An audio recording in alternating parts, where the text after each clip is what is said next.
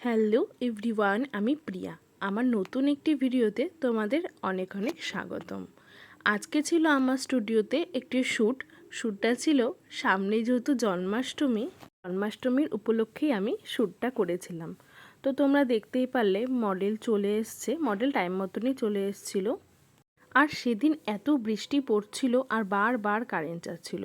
আমার মনের মধ্যে খালি ভয় ছিল যেন আমি শ্যুটটা ঠিকঠাকভাবে করতে পারি, যার জন্য আমি একদম দেরি করিনি। ঝটপট আমি মডেলকে এক ফোঁটা বসতেও দেইনি, আমি শ্যুটের জন্য ওকে সাজানো শুরু করে দিয়েছিলাম। আর শ্যুটের আগের দিন যেহেতু আমার কাজ ছিল, যার জন্য আমি ফুল জোগাড় করতে পারিনি। আমি মডেলকেই বলেছিলাম তুমি কোচবিহার থেকে আমাকে ফুলগুলো এনে দিও। ঝটপট আমরা বেস মেকআপ কমপ্লিট করেই ভাবছিলাম একটু কিছু খেয়ে নিই, যেহেতু অনেকটাই সময় লাগবে শ্যুটটা কমপ্লিট হতে। আর হ্যাঁ, যেহেতু আমরা জন্মাষ্টমী উপলক্ষেই শ্যুটটা করেছিলাম, তো আমরা ভেজ খাবারই রেখেছিলাম, যদিও বাইরের থেকেই আনা, তবে ভেজই ছিল।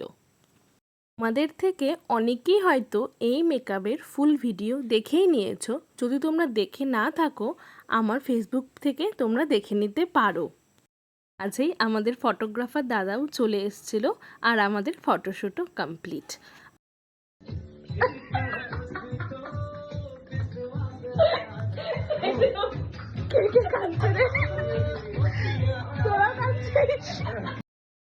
যাই হোক, তোমরা দেখতেই পারলে আমরা কান্নাকাটি করছিলাম, আসলে চোখ জ্বলছিল, তার জন্যে ভিডিওটা নিয়েছিলাম।